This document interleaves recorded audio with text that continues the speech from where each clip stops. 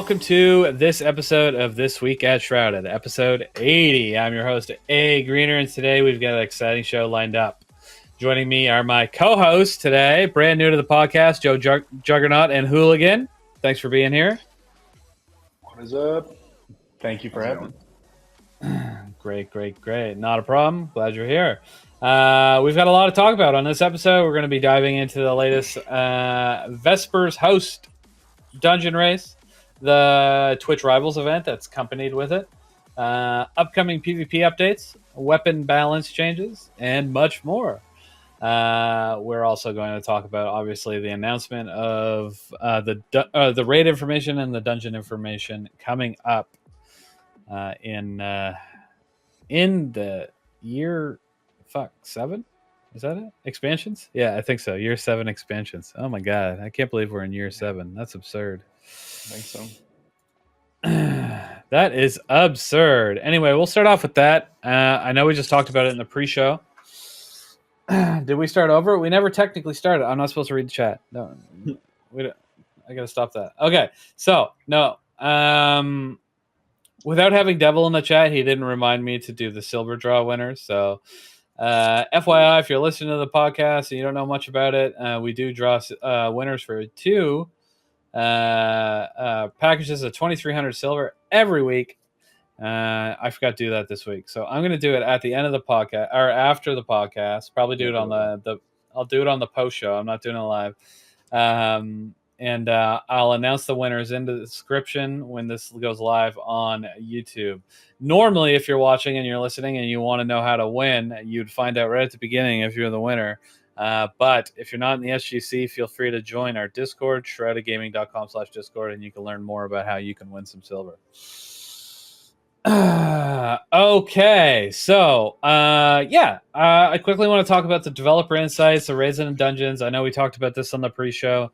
But essentially, they announced what they plan on doing with raids and dungeons next year. The TLDR, as they wrote it in their article, is every year will kick off with a brand new raid as part of the first expansion.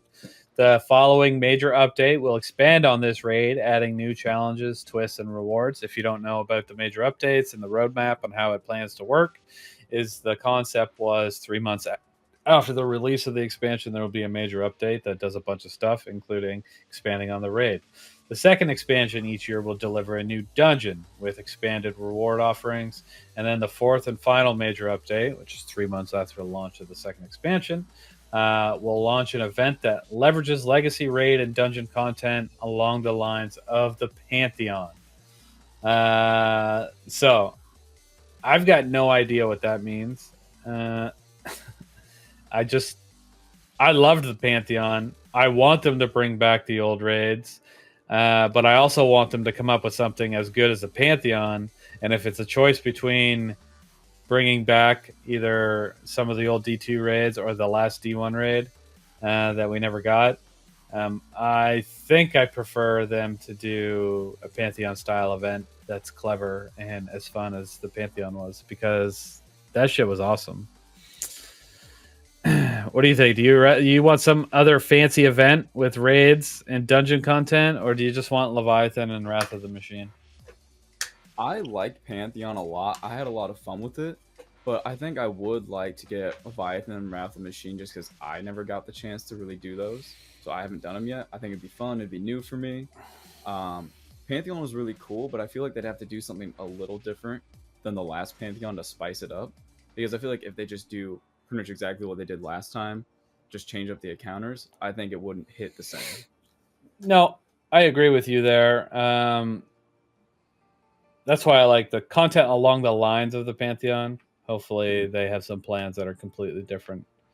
But they did say that was just in the planning stages right now, somewhere in the article, and there was nothing knocked down or concrete yet. So, yeah, we'll I had the opposite experience. Joe, I was a huge D1 player, so I did all those, and then was at the beginning of D2, and I've been taking breaks since then. And I missed Pantheon, but I heard all the great things about it. But even then, still, I think I'd still rather have the Pantheon-like content. Like you all said, not the same thing, because you got to keep it fresh, got to keep it new, to kind of keep that engagement up. But I think there was a huge response to that, and they can kind of play off that later. I do think Prismatic Pantheon would go pretty hard. I liked it a lot. It was really good for the community itself because a lot of people wanted the emblems, they wanted the things. It was good for Shrouded, but I think overall good for the community, just the Destiny community in general, because it was healthy for people's streams. When streams are popular, the overall community tends to be more popular, bigger. There's more players. It's just the way it is. Games and streamers nowadays are so entwined, and you can tell how popular a game is and how well it's doing by how many people are watching it on Twitch. It's the way it is. So those numbers were up the whole time. People looking for Pantheon carries. They were interested to see the strats that the streamers were using. I had a great time. We did it a bunch. Every release we were doing carries. It was probably the most popular my regular streams had been in my whole career as a streamer. So it was good for me. It was good for the community. I think people were getting together. I was meeting new people, getting them in the fire teams, playing with them, having fun. The numbers were way up. Like the amount of minutes played in Destiny was, I would say, triple what it is now in Shrouded. Like 3 times the amount of time spent in game.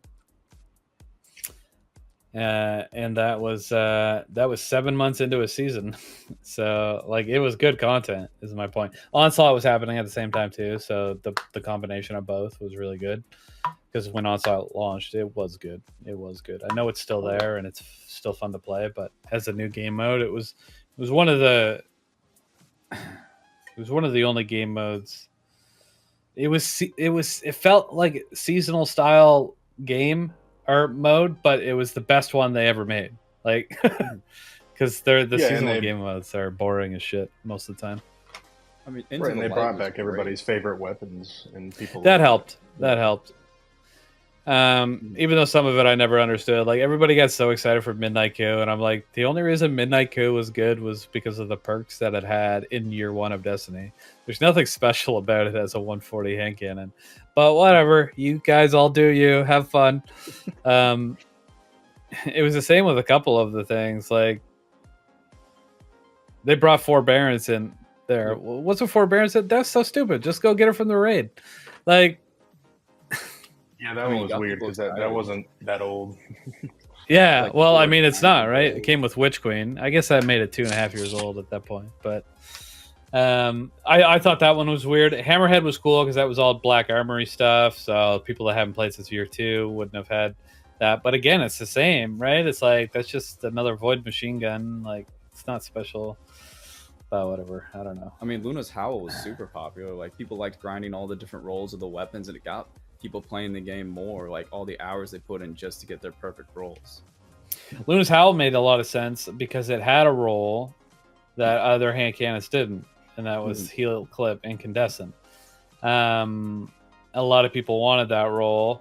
Back in the day, Luna's Howl was only good for PvP, so Onslaught magically made Luna's Howl a great PvE weapon, which is ironic. I have that roll. I don't actually use it that much, to be honest, but I have about 120 different rolls. Have not gotten it. Oh damn, that sucks. To be completely frank, I prefer my Zuali's incandescent explosive payload. So I just like the design of Zuali's. I feel like it just looks so fun, like the bone style of it and everything. It looks good and it feels better to shoot, in my opinion. And maybe that's all. That maybe the heal clip is better, but like I don't care. It doesn't feel as good. There's something about it. Also, the fact that I guess you can enhance all that stuff now, can't you? So I was gonna say I can enhance it because it's it's harrowed anyway. So yeah, I had to wait to enhance that until Onslaught or until that update. But anyway, it's all enhanced now, so it's all good. Anyway, I just prefer it over that. I do have one, but it's whatever. I don't use it. If I need heals, I just bring a healing grenade. Oh, I I don't mean, need also, I thought it was really cool True. the attunement that they brought into the light. Like, you could kind of, like, it wouldn't guarantee anything, but it kind of, skew the That was things in helpful. your favor. Attunement. I like that a lot, yeah, And we're getting that. for class Getting items. that back, or we already got it. It's already back. We have it That's back. We already Yeah, got it's it. already back. We have Okay. attunement Alright. with Zavala, but we're supposed to be getting some form of attunement for class items soon, and I'm super excited about that. Oh yeah, because I episode haven't 2. had the They time to said that grind was rolls, coming. so I've got all the rolls on my hunter that I want, but I haven't even started on my Titan or Warlock. So I'm waiting for attunement so I can just go and do dual destiny and then attune what I want. well, you don't even have to do just dual destiny now, because now Zur occasionally brings them too, which is awesome. You just grind out some strange coins. You have to do dual destiny once on each character before you can buy it from Zur, though. I'm pretty Yes, sure. yeah. Yeah. If You you do, haven't done yeah. dual destiny, It's yet, still you a can't use requirement it. to do dual Yes. destiny. Yeah, I haven't done it at all on my Warlock or Titan, so I haven't played them since Final Shape launch. I still got to do the campaigns on them. Yeah, I haven't finished the campaign on those two. I don't think my Titan even has Strand yet. I Oh my really God, neglect okay. my Titan. I definitely That's what played at I've least been- that much. That's what I've been doing the past couple months, was getting those two guys leveled up. I was like, well, I finished all the seasonal content. I guess this is the time to finally get this crap done. Yeah, that Well, makes if sense. Bumping Titan up, if I keep buffing them, I'm gonna have to start playing my Titan. Like, I don't. I Yeah, didn't they're feel pretty like strong. Titan needed any buffs, but I don't know. I'm hunting Well, these. anyone who doesn't play them thinks that. Yeah, Um, it's my bias. yeah, I'm totally biased too. Titans are too strong. It's crazy. Yeah. I think they needed a little bit of the buff with some of the PvE stuff to actually fulfill their what perceived role is. But PvP, I love we don't that- need any more buffs. We're good. I love that concept of the actual taunt that they introduced or that they announced last week. Mhm. But Yeah. I've always been a huge advocate of saying, this goes back again to my World of Warcraft days, what we were talking about in the pre-show. It's like, we always had damage dealers, we had healers, and we had tanks in these types of games. And I always thought, it'd be cool if Titans actually had a tank abilities, and I mean, I guess Warlocks would have the healing abilities, and Hunters would have the Hunters, damage.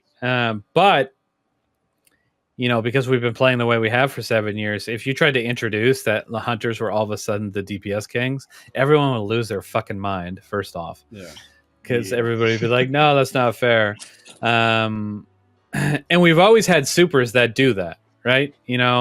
Well of Radiance, okay, Warlock's a healer. We've always had Titan Bubble, it's like, okay, Titan's the tank. We've always had Golden Gun, Mhm. Hunter's a DPS. But in reality, everybody could do the same amount of DPS, if not more, on other classes than any other class could do.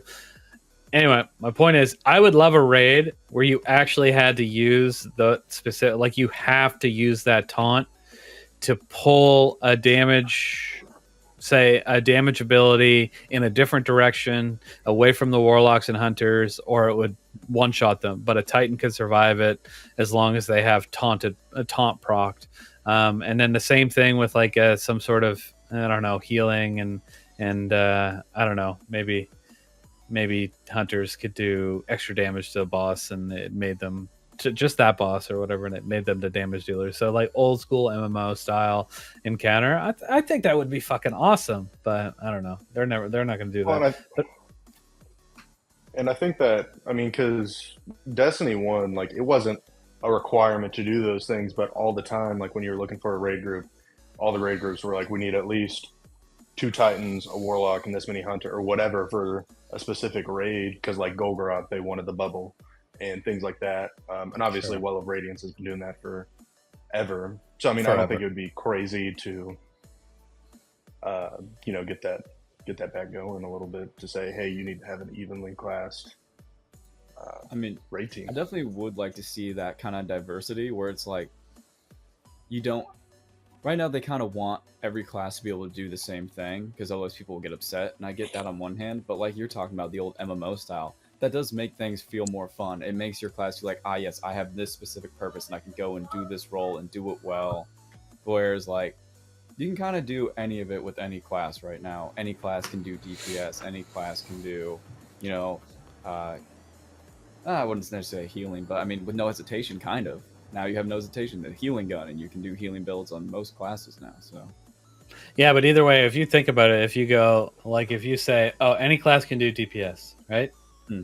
And any class can do protection / healing. No, hunters don't have that ability at all. No. So the Titans got the DPS, the Titans got the defense, and the Titans got, I guess it's not a heal, but bubble is pretty much a heal. And then Warlocks is the same thing, right? Mm-hmm. Yeah, but and I think like the hunter's role could be like to increase the rest of the team's DPS, because that's what it used to be. Like tether was required for a lot of these, for a lot of these bosses. They wanted the tether in there so you could increase the DPS because it would weaken the boss. Well, and tether's the only support hunter super I can think of. Like everything else is like Storm's Edge, which is super good for PvP and stuff like that. But that's just damage focused, you know. Golden Gun damage focused. The Strand one, I figured it was called, also purely damage focused. Yeah, there's a lot of damage focused supers and everything. I was just pointing out that every Titans and Warlocks can fulfill basically whatever role they want, but Hunters, you essentially have one role in most cases. Even with the amount of the different ways to debuff a boss now. Tether Hunter is almost never needed in any case. Well, yeah, it does help though. They like. I mean, there's certain things where it comes in very handy with the orb generation and whatnot, but still. Yeah. Anyway, I mean, it's nice for some GMs, you know, throwing some Orpheus rigs and get your tether going. People like that a lot in most cases. It's good. I also like shooting a champion in the head with my golden gun. So I mean, either way, that's true. That's true. It depends on it. Yeah, it depends on the GM. Obviously, there's ones that are super easy where you wouldn't need to worry about orb generation, and there's other ones that you might want to consider it a little bit more. But that's getting that just reminded me back in the day when like there was a season where like Ursa Shield Titan was just that's what everybody wanted constantly. 2 Ursa Titans, and that was it. And they would just rotate back and forth their super over and over and over while the Warlock or Hunter and then the person that wasn't doing it was shooting. And that was every boss room for a whole season. I remember that. I don't know. I think it was probably something to do with the Ursa was giving up to 50% of your super energy back, so and then you would generate orbs, so the other Titan would get their stuff back, and then you just swatch places over and over and over and over again. I am sad that I missed days like that, where it was like there was like 12-man raids and stuff going on because of a glitch with that. That was like pretty the Ursa Shield thing you're talking about. Like there's all these old stories like I'll play with people who've been playing the game since it came out will like tell me, and like sad I missed those. That sounded like a lot of fun. Yeah, it was. I remember the good old days of everything. Doing dogs and Prestige Leviathan. Oh yeah. Let's bring back the ammo boxes or the like ammo consumables that you had to do in Destiny 1 if you wanted ammo. Are you talking about for primary ammo too? Yeah, it was every type. I hated because there was not enough ammo. I was so happy when Destiny 2 came out and like primary ammo was just innate, and I was like, oh, thank you. Never use special ammos. Primary ammo wasn't always innate, just FYI. They introduced that a few years into Destiny. Really? Yeah, that's what we were talking about. Yeah, because Destiny 1, I just remember going into raids and they turned that was something they turned on. I don't know. I don't remember exactly when it was, but it was after Beyond Light, because I specifically remember doing a cheese in the GM for Glassway, and there was like a little hole you could hide in, but you couldn't get in or out and they had there was a system in the game that if you ran out of ammo in all of your guns, you just had to wait for like 45 seconds, and then it would give you some ammo back. Not a lot, but enough to keep playing the game and be able to finish. So I just swear it was before Beyond Light, because I played Destiny 2 from when it came out up until about Curse of Osiris or Forsaken. And that's around when I stopped playing. I took like a 4-year break. I could swear we had ammo. It was season 15. Which is like Mandala effect or whatever that's called. Looks like 21, maybe? Season of the Lost. Yeah, because I stopped playing in like 2019. When did they add infinite? I mean, it definitely could be like I'm just misremembering because since I got back into it. Oh, I know you are. Playing again. So, yeah, infinite primary ammo was done in season 15. Season 15, Destiny 2. What's season 15? No, season 15 is not. Was that Season of the Lost? There's no fucking way. Season of the Lost was the last season of Beyond Light, right? Yeah, it was. Okay. Yeah, no, it is. It was the season of Savathun was the crystal, and she was controlling Osiris, or she was Osiris. Some shit. Who the fuck knows? Nobody knows. Right. Okay, so that was the last season of. Oh my god, I'm old. Okay. Last season. Oh my god, I can't believe that was Season of the Lost was that long ago. That's crazy. You said Season of the Lost, and I was like, no way, that was like fucking 6 months ago. But like my brain just couldn't understand that. But yeah, okay. All right. So yeah, so the very last season of Beyond Light is when they turned it on, introduced it. How did Destiny stay popular when you ran out of primary ammo? I can't even picture it anymore. Like in my head, all the ammo drops were just more frequent. Like you didn't have to worry about it as much. They were. There was always primary ammo dropping and all that. But like in year one of Destiny, like I specifically remember, like you would do ammo runs. So instead of instead of like we would be in bathers in a Leviathan, and nobody would have any rockets or whatever, and you would just start up the encounter and only use energy and primaries to kill things until everybody was full on heavy, and then you would wipe and start the encounter with full heavy. That's how you did it. I forgot about that. Where you could like eat, like it would be in your consumable item, you press X, and then boom, you would have like a certain amount of ammo. I don't remember if that was Destiny 1 or Destiny 2 though. It's Destiny 1. It was 1. Yeah, because I remember, I mean, just all the raids in there. You just would stockpile up before going in, and you'd have like 50 of them. And you just go in and you burn through most of it before you were done.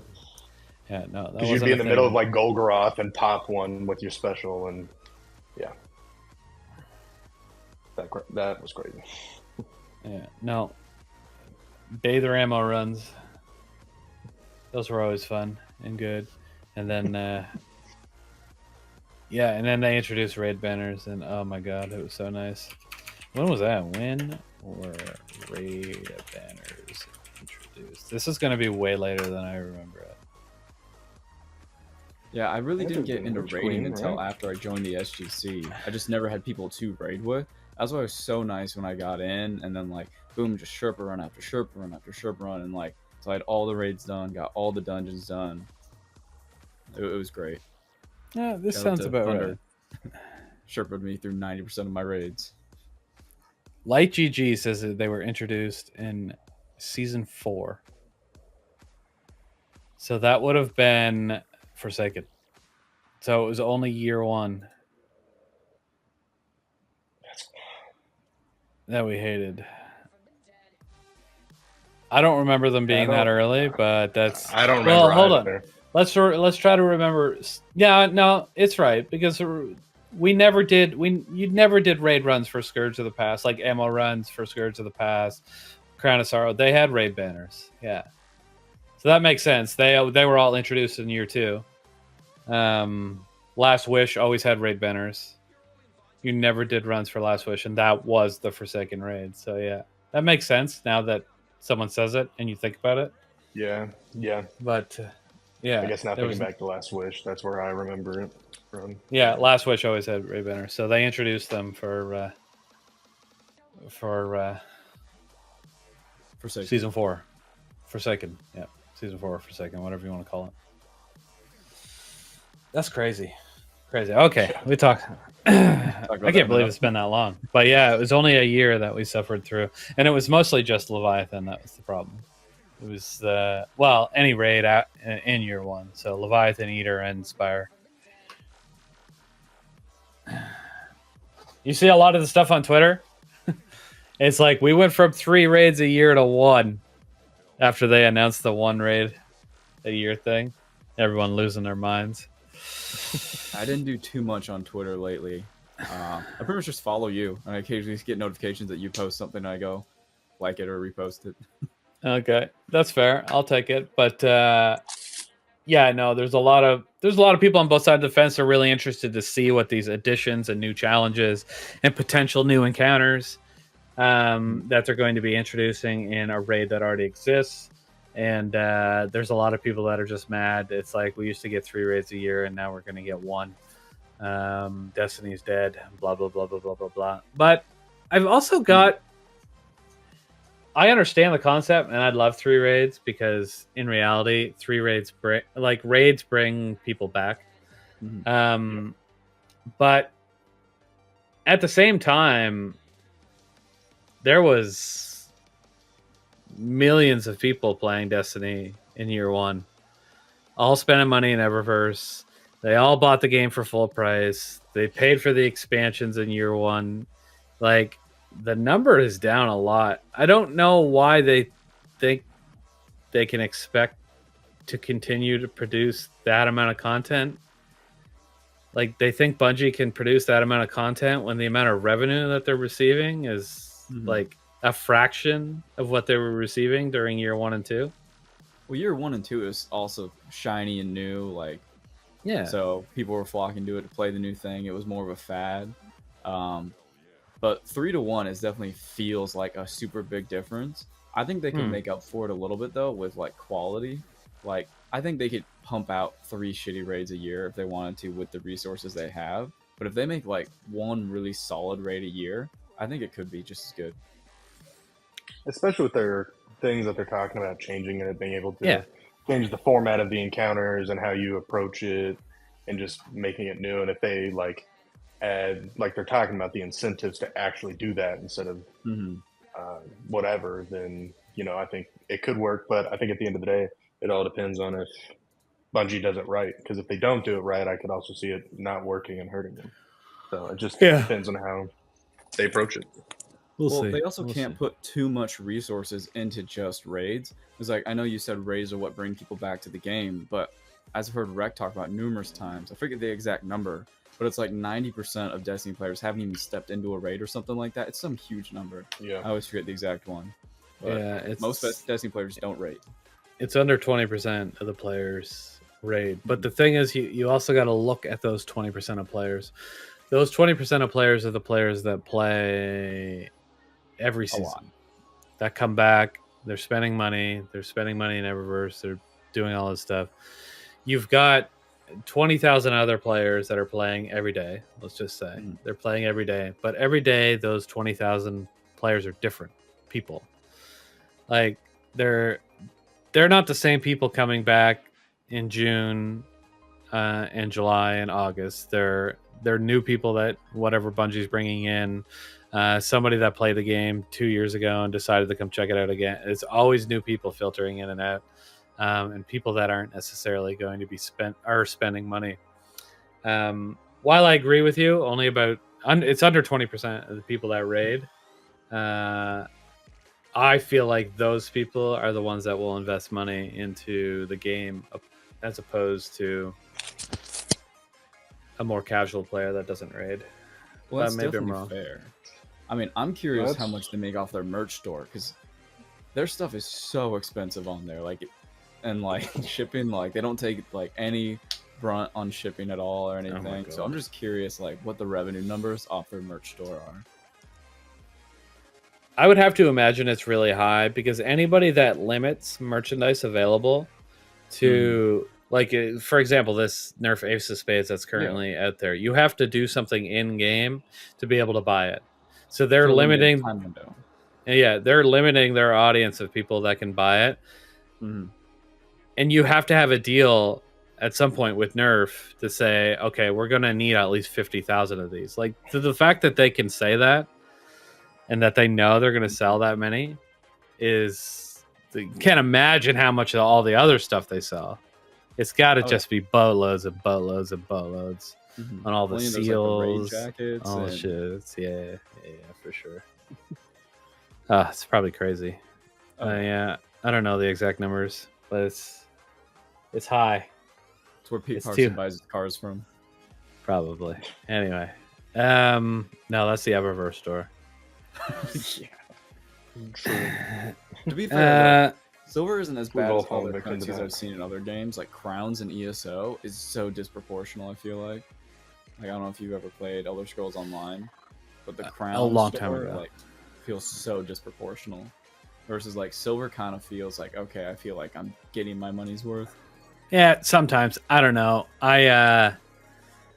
There's been bundles that I wanted, but I just refused to buy because they're too expensive. I bought the Aloy bundle back in the day. I was a big fan of Horizon because it's $20 just for the hunter skin, right? That's crazy to me. I wanted some of the Last of Us stuff, but you had to buy it in a bundle, and it was like $25 or something. I'm just like, no, fuck you. I refuse to spend that much money. I wanted the Ghost, I think. I can't even remember, but I'm not going to pay half of what I would pay for a full expansion. To yeah, customize I don't get one character or just put on a ghost and a ship or whatever, you know. I'd like to know about that, right? Because they spend 4, 5, 6 years developing a game. They sell it to everybody for $60 a pop. They make, I don't know, $500 million. Bang, bang, bang, bang, boom. But how much money do they put into that? Let's say they made $500 million. They put in $150 million into it, right? They put in a lot of time and investment, and that costs a lot of money to do that, right? I feel like these, like, cosmetics is like one dude sitting in a room modeling a ghost for like 3 weeks.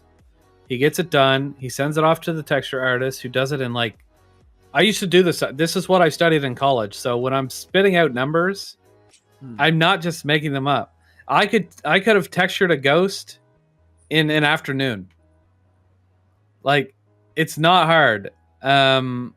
You paint something in paint and then you just map it to the proper locations. Like, if you're an artist, you can do that, no problem. And then they go out and try to sell, like, it costs them, like, I'm being generous to saying, okay, it costs them $5,000 to make a ghost. They sell them for $20 each. There's no way. Like, how many would they need to sell to make money? It's not many. 5,000? Let's say 5,000. They paid somebody $5,000, and they're $20 each. They have to sell 250. So everything after 250 people, they make pure profit. That's to me. Play Destiny? 1 million. So odds are at least 250 bought that. Odds are 20,000 people bought that. Yeah. So yeah, that is like an easy cash grab for them. Well, my point is, why do they have to charge so fucking much? They're already making so much money. Say 20,000 people bought that. Maybe I'm being upset. That's $400,000, and it cost them $5,000.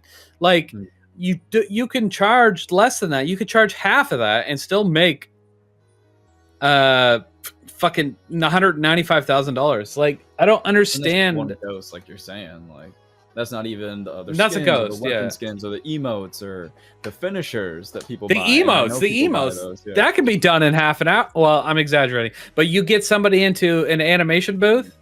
No. That's an afternoon to do the dance, and then it takes maybe a week an animator to touch it up, and then release it. And it's done. Like, these things shouldn't cost as much as they do. It's crazy. It's crazy. It's It's absurd. crazy, but it's also probably good for my pocketbook because if they were cheap, I'd be buying so much crap because I'd be like, That that's is only a few fair. bucks, or that's only I would- $10, and then I'd be like, adds- oh crap, I just bought like 20 things, man.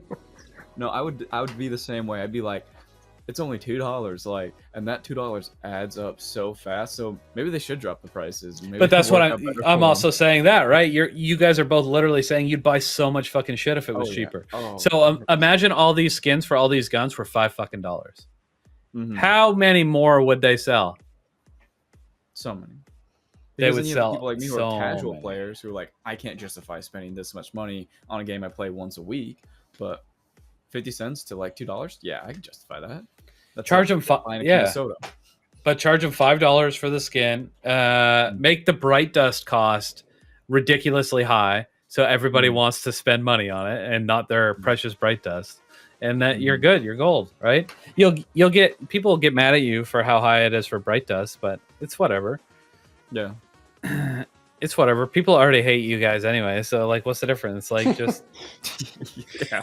Make them happier in one sense, at least. charge less, sell 100,000 more, and then you're either making the same amount and your customers are happy, or you're making the same amount and your customers are angry. Like, which one are you gonna pick there? Like, I don't get it.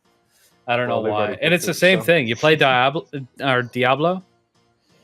Diablo? I don't fucking know. Whatever. Their skins are like 40, 50, 60 fucking dollars. It's insane. Yeah, dude, that one's crazy. Like, I've looked before, I'm like, to buy, yeah, it's like 30, 40 bucks for a set of skins, and you're like, dude, And what? have Go you buy seen 13 this Twitch streamer? His name's Thor. He used to work at Blizzard. Have you ever heard of him? Mm. Okay, anyway, there's this Twitch no, I streamer. don't think so. His name's Thor. He used to work at Blizzard. He was a developer on StarCraft. And he tells all these stories with during his stream. And that's what made him popular, actually. People would clip them, and he released them as shorts, and his stream blew up. But he does this one explanation of they made StarCraft 2, right? You guys remember StarCraft 2? I remember. I never Anyway. played it, but I remember it. You know what it is. Okay, it was a big deal. StarCraft released in the 90s. Everybody loved it. They say it was one of the most balanced, perfect RTSs of all time. It took Activision forever to make a second one, but they made it. And StarCraft 2 was released. It sold, blah, blah, blah. It was fine. It wasn't anything insane or crazy. But then he talked about there's like this celestial mount for World of Warcraft that was $15. And the amount of revenue that they made off of the mount in World of Warcraft was 400 times more than they made off of StarCraft 2, the whole entire game. That's Oh my insane. That just That's like crazy. it's just crazy that many people will buy something like, and I guess like it's a large populace of people because how many people were playing World of Warcraft when it released? Probably similar to what Destiny was, like a lot. And so way more, out, actually. Way still, more. yeah, Way crazy. more. Yeah, the point is, like, they make a ridiculous amount of money off of these things. They don't need to charge as much as they do. It's all corporate greed, and it's really frustrating. Wasn't that what it always boils down to, though? Like It is, and it boils down to shareholders, investors. And if you know how a company works, it's basically mandatory for you to make more money than you did last year. So you have to find out how. You have to determine how to figure out how to do that. But the fact of the matter is, I think that they would make more money if they dropped the price on these things. But maybe they have stats that say otherwise. I don't know. Maybe they all have stats because they all overcharge for it. League of Legends skins are ridiculously priced. Overwatch, ridiculously priced. Diablo, insane. Like, absolutely fucking mind-bogglingly priced. Destiny 2, overpriced. Counter-Strike's a different box because it's loot boxes. And then if you actually buy the skin, it's from a person and not the game. And not the game. Yeah, that sounds weird. Yeah, I mean, that was it could different. just be knowing Their the skins are market, overpriced, but they're not sold know by they Valve. can sell So. it. Like, Yeah, they know I they get- can know something so much, different so they will. than we did. Well, you need to determine whether or not, if we lower the price, will we sell enough more to make up the cost drop? maybe they have numbers that just shows that they've done that in the past and it didn't sell. It didn't sell enough, so they overprice it, and enough of the whales will buy it to make it worth it for them. But anyway, it proved a point, and it's the reason every company does it. When he told that story, I was like mind boggled that this one mount skin made more money than a game that was being developed for 6 years. Yeah, that is pretty crazy. And it probably took 2 or 3 people 2 or 3 weeks to come up with it and design it and put it in the game. And it just made fucking boggles and boggles worth of money. It's insane. We haven't talked much about Destiny. We have not. Let's continue on with this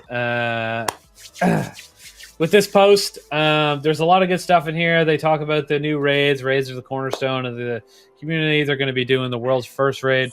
They also talked about doing the world's first stuff after they do the update. So they're going to do it twice, so 3 months apart. Because the updates are going to make it different enough that they're going to do a day one experience again. A lot of day oneers are like, I don't know about that, Chief, but we'll wait and see what it looks like. Because it might make it different enough that it makes the day one experience the second time interesting. But I don't know how they're going to pull that off. So we'll wait and see. Because the day one experience is all about going in, not knowing anything about it. If they just change a couple things and then do another day one experience, people are going to be like, what is this garbage? Didn't the day one Crota? Didn't they day one Crota? I thought they did They did. They did do a day one Crota, but you had to beat challenge mode, and then you had to go in and beat it again by doing the challenges that you can see when the master raid is on. That's always been the day one of the reprised raids. That's how they managed to do it. What they're proposing this time is they're going to do a day one raid on a new raid, and then 3 months later they're going to change the raid up a little bit, and they're going to do another day one raid race. I mean, if they're talking about doing that, I imagine they'd have to be changing it significantly. Yeah, I would hope they're adding at least one encounter, maybe 2 encounters, and then changing some of the mechanics potentially in the existing encounters that are already there. If they just plan on changing some of the mechanics in the existing encounters and redoing another day one, I don't think it's gonna go necessarily super well, because I think even changing the mechanic after people had 3 months to practice the raid. Changing a mechanic in the raid is not going to make people not good enough at it to just blow through that in contest mode. But maybe I'm wrong. That this could actually be a really cool move on Destiny's part. They're probably not doing this. Bungie's probably not doing this, but it'd be really cool if they did. So they've already talked. They're going to do one raid a year. What if instead that they're just messing with the community, we're only going to do one raid a year, and then this re-release, they fundamentally pretty much change everything about the raid. Basically, you go in, it starts out like it's the same raid, and then boom, it's just completely different, blindside to everyone. That could be actually really funny. Really that would be cool, awesome. And I think the community would like it a lot. Yeah, I hope they open you do the normal raid and you go left, and then you go into this new raid and you have to go right, and it's it's a completely different raid over there. That would be really neat, as long as you could still continue to do the original raid. Because then at that point, you get the choice of which path you want to take. Yeah, not in contest mode. During contest mode, not during contest. Right, you have to do the new stuff. But if a raid from you, because that could potentially happen, right? If they completely change it and they're just like, oh no, this is the new raid, you have to deal with it. If people would fucking lose their shit. So you'd have to make sure both were still available. Yeah. Of course, yeah. It'd be like the sys. The sys in the Pale Heart, where you hold X over it and you change it to whether you want to do sword dance or whatever. Exactly. Same concept. Yeah. That was so confusing for me at first. I was like, what the fuck is happening? Yeah, dude. Well, because I think I had accidentally switched at one point and I had to do a specific one. I was like, where do I do this? Because it keeps taking me to this other sis. It didn't take me super long to figure it out, but it definitely took, I definitely was like, what the fuck is happening? At least for a few minutes before I figured it out. Imagine if they did it exactly how they did this sis. So there's like this little light bird you have to go at the start of contest mode and hit X. Otherwise, you just redo the old raid, and people are like finishing it, getting the final chest, and like we're done. Like no, raid race is still going, just because no one. You never even started yet, idiot. That would be funny. Bungie, listen to this. Do this. I think Bungie's gonna listen to this. Yeah, but that's my thoughts on that. Anyway. Okay, so they talked about raid feats as well, which seemed interesting. It says our current iteration of master raids and challenges follow a similar format for a few years now, and it's time to change up the formula. Awesome. Boom, boom, boom. So starting with Codename Apollo, new raids will support a raid feature form of challenge customization where players can select modifiers called feats. Feats will expose and enforce rules such as time trials, contest combatants, or other modifiers unique to the raid. The more feats active during a run, the better the chance to earn higher tiered rewards. So that's they're going to be talking. That's talking back on the tiered reward system that is coming forward. This is going to be a way to earn higher tier versions of those guns. And I think this is going to be interesting for a lot of people for replayability of raids. Like top 10% of the community, like throwing all this stuff on, contest combatants, the time trial, they're going to have a blast with it. It's going to help content creators. More content creator content is good for a game in any way, shape, or form, because the more video views that people are getting, the more interest that's being garnered in the game. So I don't think everybody's going to use this stuff. Even all the people that do raids, I think a huge chunk of them aren't going to be interested in this. But I think this is specifically designed for YouTubers and Twitch streamers to be able to create tons of content, show people how to do it, and then those people will go and do that. But there will also be content for people that will never do that to go watch it because they find that stuff interesting. And I think it'll be good for the game overall. Well, yeah, and as you talked about earlier, like content, like when the streamers are doing stuff, when the streamers are popular, people are watching what the streamers are doing, that brings more people into the game and stuff. I think I like it, what they're doing. I don't know if I personally would do it because I don't have a chance to get in raids often enough to be good at them. But it really gives me like Halo, like the Halo Reach, the firefight vibes. You know, you go in, you up the modifiers, you know, you up the skulls. Like that's giving me the vibes. I like that. I like things that make me feel like that. I think that's the concept, right? Yeah, a lot of content creators actually been complaining and worried about what they can create content in right now. It's really difficult for them. So I think this is a little bit of an answer to that, and it helps get the community excited. Oh yeah, definitely. That would be great for content creators. They also put raid challenge update. So in the first major update following Codename Apollo, the raid will receive a challenge update, adding new rewards, new mechanics, new feats, and potentially even new encounters. I don't like the word potentially. I really want them. No. I really want them to add new encounters, and that's why I was talking about it earlier, but we'll see. This update will kick off with a raid race event, as we talked about. That's the one that'll take place 3 months after the raid is released. So, yeah. In addition to the highest tiers of the raid rewards being available for these challenges, new and exclusive rewards will be added as well, including weapons and a catalyst for the raid's exotic weapon.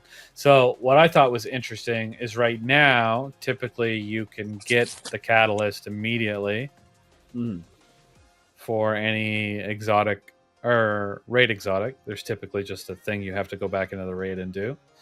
So now the catalysts aren't going to be released for 3 months after the initial raid drop. So I mean, that feels very reminiscent of the Act system that they have, like with Red Death Reformed, right? Act 1, Red Death was the seasonal gun, and then we couldn't even get the catalyst until Act 2. So that feels kind of like that. It's just this time now it's with a raid. Yeah. So maybe they had a good experience with that delay. Maybe that delay is what kept people playing longer, even though they didn't care for the Act content. They wanted the catalyst or the additional rewards, the seasonal content. Possible, yeah, for sure. Okay. We're going to touch on a new dungeon that's going to come in Behemoth. They say it's coming in the expansion. It's going to be a new dungeon. What's exciting about this is because the expansions are going to cost money, they're not going to be charging for a dungeon key separately. That's nice. I always had the annual expansion, so it didn't really make a difference to me. I never paid for dungeon keys. Same. But anyway, additionally, this is what gets me excited. The reward offering for new dungeons will be expanded to include a full weapon and a full armor set on par with raids. So that's good. Oh wow.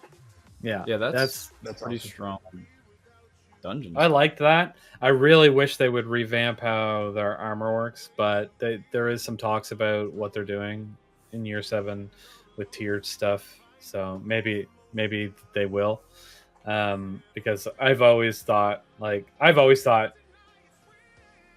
getting new armor, like once you have like your build that you want, like getting new armor in Destiny is useless. There's no point to it other than what it looks like.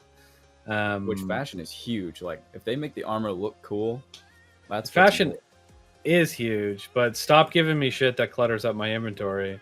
Like just give me cosmetics when I do these raids, or make gear from a raid or a dungeon special enough that I want to use it specifically. So like for example, if they do the tiered system, like say tier 3 for example, is I've always liked the concept of set bonuses that actually make a difference, but if they don't want to do that, right now we have whatever the fuck that artifice that gives you 3 extra points. So make that to tier 3. The tier 4 gives you 4 points. The tier 5 gives you 5 points or something like that. Actually make it worth going up to the next step, other than just being like, oh, you'll get a 67 roll. I don't give a fuck. 9 times out of 10, your 67 rolls are all in the wrong spot. So Awful. and I've been playing the game for fucking 7 years. I have 67, 68, 69 artifice rolls now. I don't care. I don't need any more. What I want is cool looking armor with really cool perks, like special perks, or extra artifice points or something like that. Like just something that makes it worth it, other than just be like, hey, look at this cool new set. I don't care. Well, what I would love to see is raid armor be able to function as an ornament. So like with Iron Banner ornaments, you get that bonus, right? You throw it on the ornament, you get the Iron Banner bonus, you're good. And that's how it usually works with armor. But if they were to do that with raid armor, where like you throw on an ornament for raid armor, and then you can go and select your additional raid, whatever you would do, like the raid specific perks, but it could function as an ornament, I think that would be really cool. And I don't think it'd be that crazy for them to do. I don't know. What do you guys think? I agree with you. I think that would be totally cool if you put the ornament on and you would get those perks. But also make those perks good. Good. Yeah. Yeah. There's very like. Go ahead. Yeah, because like I mean, I think it goes back to the old MMO things we were talking about before. Like when you go play a lot of those games and you have the higher tiered raids, you needed this gear to be able to go into the higher tier raids and to do these things. And so I think the tiered set, and then also the either that or the extra perks to make those higher tier raids. Sorry, this dog is just coming over here now. Okay. More work. Like doggos. Then I think that'd be a great addition, but they have to do something to make it worthwhile. No, I agree with you in a lot. Like I've been talking about Destiny for a long time, and one of the main hiccups I've always had with it is I've never done a raid in Destiny where I felt as excited as I was to do a new raid in World of Warcraft. We talked about that again in the pre-show, so for anybody who doesn't get the context, I apologize. You can go watch it on Patreon. Go subscribe. Patreon.com/ShroudedGaming. Anyway, but for real, you'd go into a dungeon, you beat this boss. It would have a chance to drop, 10 different pieces of armor, and only one of those pieces of armor is for your character. And it is the only place to get a better pair of legs than you have right now. And you have to roll against other people of your same class that could utilize that. So even in the 10% chance that your piece of armor dropped, you still only had a 40% chance of getting it. And it was the same with the weapons that would drop in the game. So it was always so exciting when you'd go in there, you'd get it, you'd see that it dropped. You're like, oh, fuck yes, it dropped, baby. Here's my chance. You roll and you get it. And you're like, that's it, baby. I got it. Holy fuck. It's amazing. Thank you. And that was every encounter had a piece of gear for you. And that's why people went back every single week to try to get the whole set of armor, mainly because it was the only place in the game to get a set of armor that was better than what you were wearing. It was actually better, guaranteed to be better. The set bonus was better. The stats were better. It probably looked fucking better because fuck, they made some awesome armor in those games. The weapons were always better. It's all good.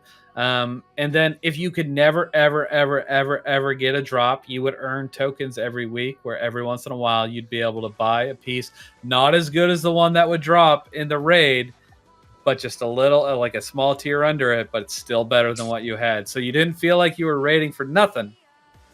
You would always be able to get an opportunity to get something. But I loved that experience. Now, there's a lot of casual gamers in Destiny that would, if they try to implement that, they would lose their fucking minds. But I mean, for that lower tier content, you don't necessarily need that armor. They don't that care. high level stuff. That doesn't matter. That doesn't Destiny, matter. But I mean, I want the best trials gun, but I don't play PvP. I'm gonna riot. Yeah. It's what they've been doing for years. It's like. Do you remember the class item when that dropped? And they're like, "Oh no, I have to talk to another person. I have to play." Yeah, I have to play the game with other people. Almost an MMO basically, and it's like, sometimes Destiny players make me so mad, and it's just like. They wouldn't care that they aren't doing the raids. They would be so mad that it was locked behind a raid. And like, now I have to go and do a raid. And I don't want to do that. And wham, give me something. Like, and Bungie listens. But at the same time, okay. And they do. And then, but at the same time, they're already doing that with their exotics and their new weapons that they implement into these raids. Like, you can't go get Euphony without completing Salvation's Edge. Like, until it ends up in make that connection. No. Until it ends up in the Monument of Lost Light, and you can buy it. Yeah, in like 6 years or whatever. Yeah. It's anyway. Pretty crazy how it's like just they'll cry about anything, and then Destiny will roll over for them. Like they need to have some backbone and just be like, no, like we think this will be the better experience. This makes the most sense, rather than just like trying to cater to everyone. Cater for like. The people who are actually playing your game the most. That's just my opinion on it, though. That's also another thing that I've been talking about for years, because people talk about Crucible, but then you look at the stats of how many people are playing Crucible, and you're like, you wonder why they don't make you do maps and shit. It's because nobody's playing your fucking shit. And then they'll say it's because there's no new maps. And I was like, no, when there was new maps, nobody was playing it. So they don't put resources into it. No, if you create a new map, that's not going to be like, ooh, I'm going to go play Crucible now. Like, I don't care. Yeah, sort of. I don't know. Like I think Destiny that's not going to change the experience. Destiny's Crucible is fun in either way, but I've never gone into Destiny's Crucible and felt like I did. Like I've played a lot of competitive multiplayer shooters that I enjoyed. I've been addicted to. I've played Counter-Strike back in the day, PUBG, Modern Warfare 2, the original, not the new one. I loved all those, and I was addicted to them. I played them all the time. I had fun. I looked forward to getting on there every night. I've never felt that way playing Destiny PvP. I've never sat there and like played Destiny PvP for like 3 hours, and it's felt like 15 minutes. Like I've played Counter-Strike for 16 hours, and I was like, oh man, I thought it was like 2 hours. What happened to my day? Like. That shit is so fun and so addictive, and just Destiny Crucible's never going to be there. It's not good. It's not that good. That's me for Iron Banner. I mean, I get what you're saying. Yeah, like I just started kind of playing Crucible more, but I like Crucible, but like I said, it's like I go in for a couple matches, and then I'm like, okay, that was definitely like you said, like I get It's done with never one match, just. I'm like, It's never been for Man, I'm me. tired Oh, just now." one more match. Just one more match. Just one more No. match. And then I look out at the window and the sun is rising over the fence, and I'm just like, oh god. I've done that so many times in so many other games, like League of Legends. Like I said, Counter Strike. I was a huge fan of Counter Strike. I played a lot of League of Legends, man. I did. It was a really good game, and I was addicted to that shit. I'd play that for 7-8 hours without even knowing a fucking hour went by. Like, it was so good. So good back in the day. Anyway, I think what they need to do is make more catalysts where you have to play Crucible to get them done. That's what I want. I actually don't have any problem with that. I always think it's funny when people rage when they have to do Crucible for a catalyst or just a quest in general. Back in the day when you had to get Luna's Howl, the PvP gun, you had to do so much PvP. Everybody hated it. They hated it. When Recluse had to be done PvP, you had to get 2100 in comp to get Recluse. That was the requirement, which was easy as shit, even for people that sucked at the game. I don't know what people's problems were. You basically never lost any points losing before 2100. You'd lose like 2 points, and if you won a game, you get like 300. Like, it was so fucking easy to get to 2100 and get Recluse. Anyway, nobody wanted to do that, but that was actually a PvE gun. Nobody wanted to do that. People were so mad that Recluse was hidden behind that. And then Mountaintop, that requirement was actually fucking dog shit. I'm not gonna lie. 600 grenade launcher kills in Crucible. That's crazy. That was crazy. No.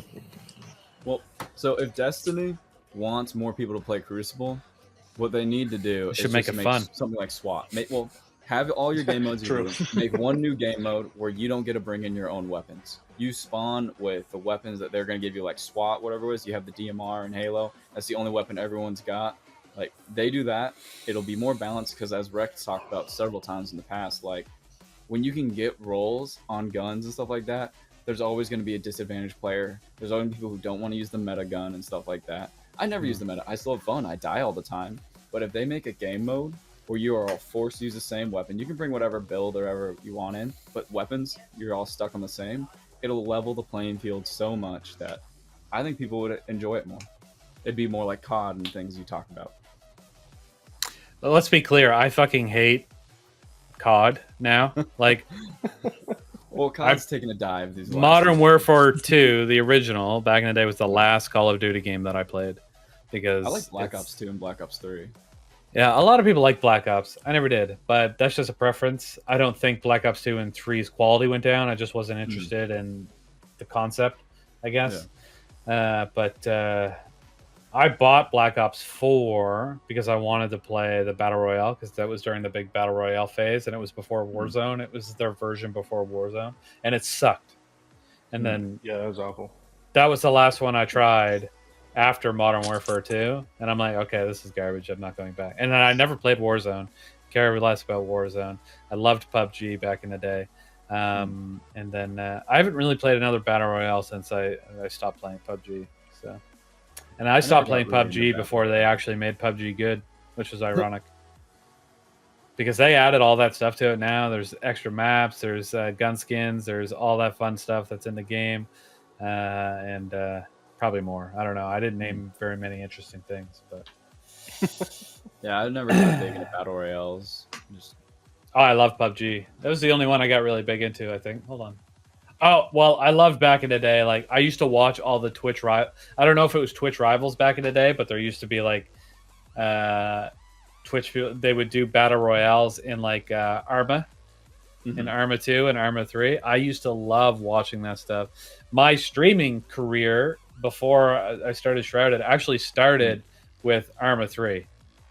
I used to play Wasteland in Arma 3. It wasn't the battle royale, but it was still a really fun mode, and I liked that so much. And that's when I started streaming. And then I had actually at one point started to gain a little following, and then I got bored of Arma and started playing League of Legends, and everybody stopped watching me. I think I would have gotten into battle royale games if I would have been playing when they got popular, because I think it was a big fad at one point, and I had taken like a 4-year break from video games. I just got super busy with work and stuff. I just didn't have time to play video games for a long time, for a big stretch.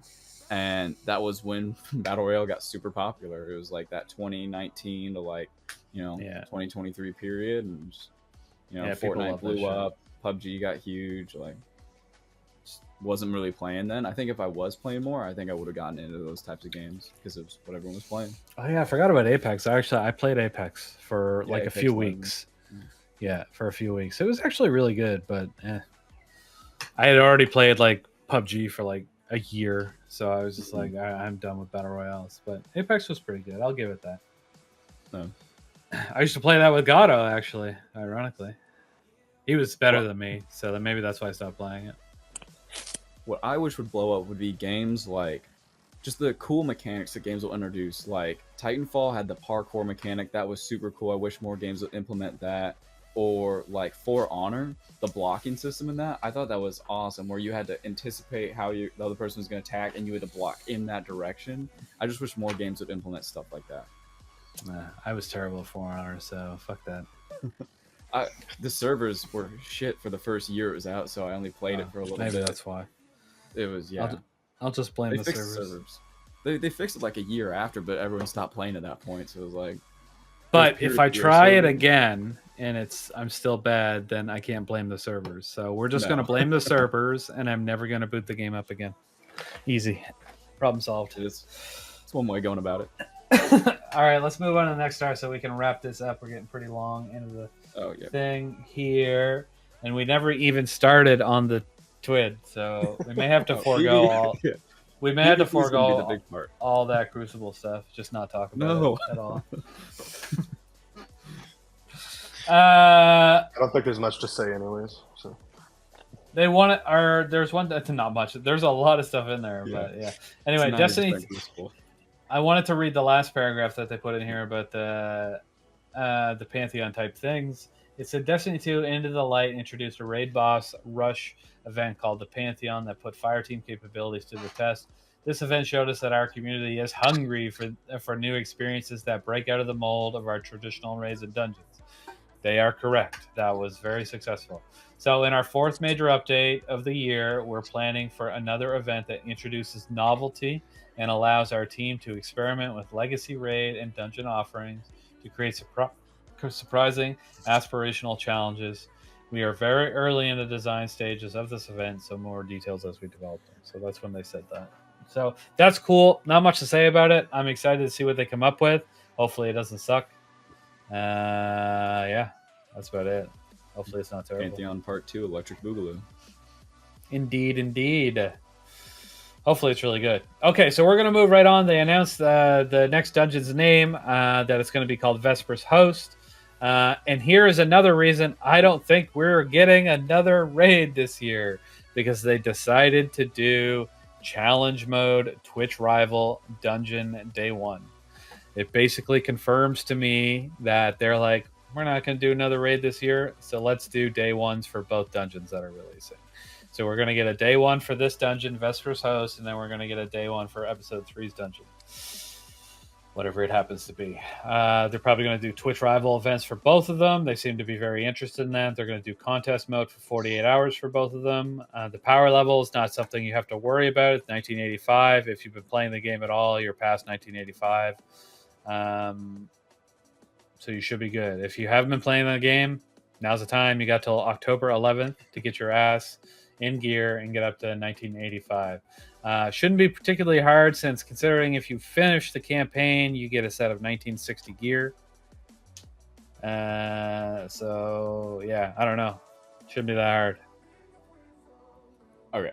I don't care that they're not releasing a new raid this year. There's like 3 months left in the year. When I say this year, though, I mean till June. Oh, that's very different. Yeah, not this calendar year. I was like looking at my watch. Yeah, we got like another 9 months. Really? Till the next raid. Yeah, let's be clear. When I say that, I mean sometimes before before Apollo is considered this year in Destiny. So Apollo is scheduled to release in June of 2025. So when I say this year, yeah, I mean sometime before June. But my guess is, this is going to release here. Episode 3 is supposed to release in wait, so June, July. So every 4 months. So what is that? October, November, December, January. So sometime the end of January, beginning of February, we're gonna get another dungeon, and then we get nothing until June. So that's why I want another raid. It would be cool if they're like, "Hey, check this out! It's April and May. Have Wrath of the Machine," but they're not going to. What if they drop? Like, I think at the end of the day, like they do End of the Light. They might, but I think the only reason they did that is because that season was so long. There's not really much of it. There won't be much of a need for them to do that again this year, since their Act 3 will be launching in March or the end of February, and then it only needs to take us to June, where Season of the Wish last year released in December, and it had to take us all the way to June. And it was a season. It wasn't even an episode, which does, even as shitty as they have been, they do provide more content than the seasons were. Okay. So, yeah. So contest mode, 48 hours, 1985, assemble fire team. All fire team members must own the final shape dungeon key. Cool. And acquire the quest Rogue Network from Spider. Spider's coming back, by the way. I'm excited for that. I like Spider. And he's going to be in the Last City seasonal hub. So that's the Pale Heart hub. I think, right? Yeah, I think so. Yeah. Or is that the Lost City? You say Last City or Lost City? It says Last City. Yeah, so that's behind. So that's when you go into the Pale Heart and you go behind. Yeah, okay, but it's in the Pale Heart. So you go by the tower in the Pale Heart. Yeah, you go by Micah and you go through there. Anyway, I was just double checking. Okay, so perfect. So he's coming back. He'll be there, and this is important. Once you complete the dungeon, you need to loot the final chest. That's when your time ends. So don't immediately go to orbit or something. If you're trying to compete. Because that'll figure that would be a given.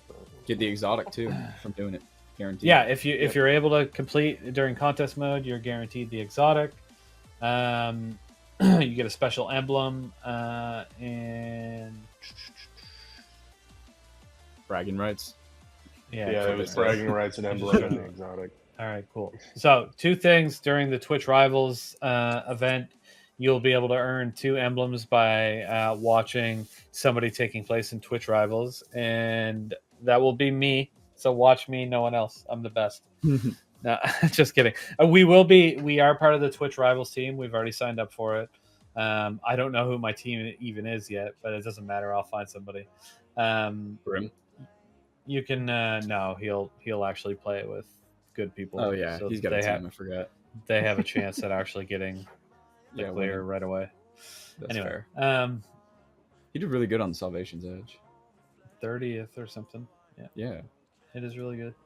Anyway, so there's 2 of them. You can get one of them from watching the Twitch creator that's taking place in Twitch Rivals, and you can get one by subscribing to a Destiny 2 streamer, which... So, not yet, but that starts on October 11th at 9:30 Pacific. So, wait till then. We'll be live streaming. I've taken a day off so I can live stream that event. So, and then, sorry, what? I was just saying I'm excited for it. I'm going to be going in and I'm stoked getting it done. Yeah, hopefully I'll get it done. Fuck, surely I could finish a dungeon in contest mode, right? I don't know, maybe not.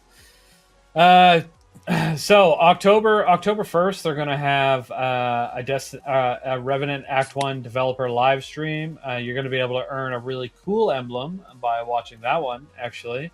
I would have shown them on the screen, but I don't have it open. It looks neat. Computer. So I would say, yeah, you should. Yeah, that one looks sick. Go pull up, if you're watching this, go pull up the twid. Look at it. It looks cool. Got a lot of nice colors. I'll share it. Just give me some. It's got like... I don't know if that's supposed to be like black hole or just some sort of star with asteroids orbiting it, or It's looks something. neat though. Something fancy. Fancy pants. Yeah, it looks like it's got like, what do they call it? The Northern Lights, Aurea Borealis or something. But like You can just instead call of it it the being Northern green, Lights. yeah, It's Aurora Borealis. that's what it is. Yeah. Yeah. Okay, hold on. Let me share This time of year? No. Okay, so since we're looking All at you have to do this, is- I might as well show you the other ones that we were talking about. So the effortless flow emblem is for watching somebody taking place in Twitch Rivals, which will be us, and then this one is for subscribing during that time period between October 11th and October 13th. This date's the same. It doesn't say, but it is. Oh wait, never mind. This one is active from the 11th to the 13th, and so is this one. They both are. Ooh, this one's tricky. No, that's all the same. All right, so this is the one we were talking about that people are saying is really cool. There it is. It is called Revenant Echo Emblem. So make sure to watch for 15 minutes during the October 1st at 10 a.m. Pacific. That's 1 o'clock Eastern. Live stream to learn about Revenant Act 1 and to earn this cool emblem. Bam. Share. Easy. All right. PvP strike team update. Let's go. Nothing interesting in here. Let's just skip it. No, there's a bunch of stuff in here. I'm not going to be able to talk about a lot of this stuff, like on the specifics of everything. Obviously, they're doing a bunch of neat things that I am going to talk about. First off, we're going to talk about the reprised raid. We're getting Solitude back. I know a lot of people are, they get annoyed with reprised stuff, but this has been gone for a while. We get it back. Some small changes to geometry and the spawn locations, but essentially it's going to be the same map. So yeah, new map. I know, or a newish map. So that's cool. What I'm excited for is a couple of the updated UI features that they're going to be providing here. Mainly the one that will tell me the tombstone. That is nice, but also I like the Warlock Hunter Titan icon. Oh yeah, getting rid of the Guardian rank. Yeah, I think that it'll be a little bit different. You kind of see a little bit of somebody around a corner, but not quite everything. But then, and then you get hit with like a Silk Strike or something, and you're like, oh shit, that was a hunter. But might be able to see a little bit more of it and kind of get ready for something that they might be able to do. I'm really excited for the assisted by messages because I like Crucible. I'm not the best at it, but so I'm not always getting kills, but I'm usually getting assists. So I want credit where credit is due, Okay. So we're gonna get the assisted messages now. So assisted call us in death. So more clutter on your screen, which is great. I always want that in Crucible. And then this one, this big hand cannon. Oh yeah. That's hovering underneath of a giant skull. Is going to tell you that the tombstone icon for your allies. Anyway. That's so nice because like you see the skulls all the time, and I like actually knowing what they got killed by. I feel like that helps me prepare when I'm like rounding the corner or whatever. Like if I see a shotgun, I'm not gonna run up and try and like get super close on that guy. I'm gonna give him some space, let him keep coming to me. But if I see it's like a hand cannon or whatever, I'm gonna try and get in close. So I do like that. Or if it's heavy ammo too, like that's always the worst, rounding the corner, seeing your buddy die in front of you, or like seeing your buddy die a little bit around the corner, and then you get hit with a LMG or something like that. Like, so I'm excited about that a lot too. I think it's gonna help. Yeah, it will help, but it will also hinder at the same time because if you're the guy sitting around the corner with the shotgun, then they know what you're doing. So yeah, I don't camp or do any of that, but yeah, no, it's definitely gonna affect some players. Like Invis shotgun, I know is definitely gonna get hit heavy with that because you're just gonna see a trail of like shotgun kills coming closer to you. So that'd be pretty funny. It's like a horror movie. It's just like shotgun. It's like you hear the Jaws theme song. Dun dun dun dun dun dun dun dun dun dun dun dun dun. You're like, oh my god. Yeah, sorry. All right. Oh yeah, That was fun. it'll be nice for supers too, because a lot of times you hear the super pop or you see a little message like, "Oh no, someone popped their super," but you're not really sure where. This will also help pinpoint that on the map, like, "Oh, that person." I'm assuming the tombstone would show their super kill. I don't really know how that's going to look for supers, but it'll help give you an idea, I think, so you know where to run from. Yeah, that's fair. Okay. So there's all that. That's great. They say they're going to update the mercy rule. I didn't read this. The mercy rule is going to be a little weird. So they said there's going to be a small period where the mercy rule is not going to be quite balanced out. Because let me go back so I can read exactly from it, so I don't just say some weird stuff. But so yeah, the join in progress versus the mercy was kind of messed up, and so they had the join in progress off at a certain point, so you wouldn't join while someone was getting mercied. And basically, they're saying they're going to tweak that. Is what I read from it. And they're just play around with it a little bit, and there's going to be some weird overlap for a little bit. So the join in progress will be disabled if the mercy is imminent. Due to the increased window, we expect more games to end on mercies. But as soon as we have enough data, we'll tune the mercy trigger limits for the corresponding game mode as needed. Okay, cool. I'm actually fine with more games ending in mercies. I'm totally cool with that. If you, either way, if you're on the mercy team or the mercier, whatever you want to call it, like it's like those games aren't even fun to continue playing, even if you're winning or losing, especially if you're losing. But you just want it to be over. Yeah, you just kind of want it to be over. So let it go, let it get done. I'm always so annoyed when, like, I know the mercy is 35 to 90, and then one of your teammates goes and gets that 36 kill when they're on 89, and I'm just like, you fucking idiot! You can just stand there and die. Now we got to play this whole fucking game. Well, I don't know if you remember the Iron Banner. Like, it was like 2 or 3 Iron Banners ago. They had mercies off, and that was the sweatiest Iron Banner I've been in so long. There was no mercy on it, and so you would just be in there, just getting your butt kicked for the whole 10 minutes, and it was just like horrible.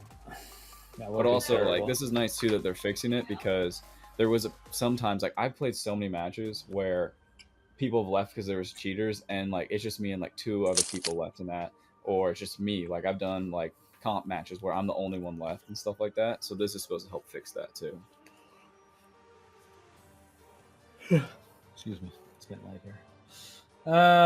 Okay, so yeah, I'm down for those changes. You know, typically they're trying to do better, so we'll just see how it goes once they've figured out the numbers properly. They said they have 2 changes coming to the competitive playlist in Revenant that may sound small, but we think they'll have a noticeable impact. They say we have reduced the variability of points granted based on skill delta between 2 teams. Okay, so they're going to adjust the amount of points based on the gap between your hidden elos, from what I read from that, to better align. So if you're under a team and you beat them, you're going to get big points. Big points. They're adjusting. That's all. Yeah. It already does that. They're nothing too juicy there. And then we have planned. We have changed the way placement matches work to make it more accurately track your expected rank. In current placements, model, it can feel like you're being bounced around between wildly variable experiences. That's actually incredibly true. True. It's bad. The new placement will narrowing gradually. Yeah, it should be straightforward. You should, if you win your first match, you get pushed up. You win your first match or second match, you get pushed up. You win your third match, maybe same or a little bit less. But I've definitely done like I won 3 matches, got fucking smashed in the 4th match, and then just like completely shit on the next team. And it's like, yeah, I don't get why it's taking them so long to do this either, because it feels like it wouldn't be hard to just do the same format they have for once you already have a rank.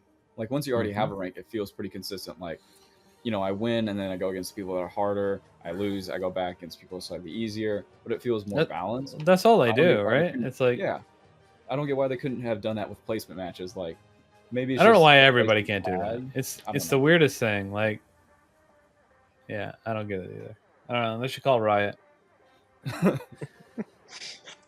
know we talk about League a lot, but back in the day, like they had that stuff knocked right down. They have that stuff knocked down. It's perfect, absolutely perfect.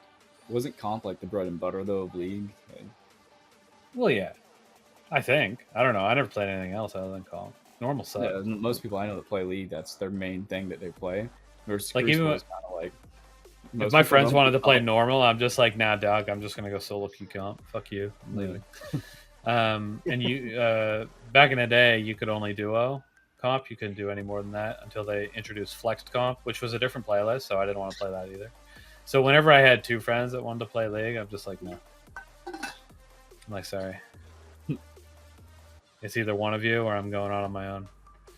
And it was always me going out on my own and them going to play fucking normal or comp or some shit. I don't know. I was fine with it. I hated normal and I hated flex comp. Shit was garbage. I'm excited about this next piece. The lobby balancing. Yes, that is something that's needed to happen for a while. I'm not going to read all of that, but... Oh, you're good. Go ahead. I'm just kind of upset that... So for a while, we've been seeing in the Twiz that they're talking like, we're working on this new... Let me get the exact... Snake drafting, that's what they call it. We're working on this new snake drafting. It's going to be coming out soon. We're working on it, and that's supposed to really fix lobby balancing. And it's not coming out just yet. They're like, okay, we realize there were some issues with it. But basically what they talk about in this little paragraph, at least what I got from it, is that they're narrowing down on the things that are making matches so, like, just one person getting stomped, causing these mercies to happen. From what I read, what they're doing now is they're going to be like, okay, we're going to rank all the players in this match from best to worst. And then what we're going to do is we're going to try and even it out way better. So before they were going off of a different kind of average. I don't really understand what they were doing in the past, but what they're going to do now is it's going to be more split. So you might see some matches where it's like the top 3 players are better than the bottom 3 players, but at least, you know, half the team is at least, I don't know, kind of the same skill level as the other team. That's kind of what I interpreted from it. I think it sounds a lot better than what's been going on, what I see happen a lot, where, you know, no one on my team's getting any kills. The entire other team is like just going no deaths. They're just completely stomping us. We're not getting mercy because like it's like control or whatever, and we're able to capture enough points, but it just feels so one-sided. I think this is going to help with that a lot. So I'm excited for when they actually do fully push it out and release it. But that's just what I got from this paragraph. Yeah, because I feel like there's so many matches, like you were saying, where you get in and then out of nowhere the other team's just stomping you. Whereas like the game previous, you could have been keeping up or doing really well or whatever. But and it's not like it's infrequent. Like it's frequent enough where it's like, okay, this has to be fixed. Because when you get one of those matches, you're just like, all right, I'm done. I need to take a break because that was awful. It's always been. It's such a roller coaster. It's always like I agree. It's never been. I don't know why they have such a hard time balancing it. Like, an elo system should be fucking easy to create. Like, it shouldn't be difficult, but for some reason there's this. I don't know. Fire teams made it hard for them, they said, which was kind of funny. I laughed when I was reading it because they had said that their original version of it, what it did was it was separating people in their fire teams to opposite teams because their skill levels were so different. And so that's part of the issue is like you'll have like 3 people on a fire team, 2 of them are super good and 1 of them's trash. And then that kind of like skews the data because the trash person lowers the average of those really good people. And so now you're disproportionately going against people that are really good. Do I have to keep talking about games that I played in the past? Counter-Strike, if you ever... No, but for real, you would join... It's true. Would join... If you joined a lobby and your friend was Global Elite, okay, they would just find players that would balance out the elo. Mind you, if you were the silver in a group with your silver elite or a global elite friend, and they put a bunch of like MGs on the opposite team, you were going to get your ass pounded over and over and over again. But that's your own fault for joining with somebody that's that good. Yeah.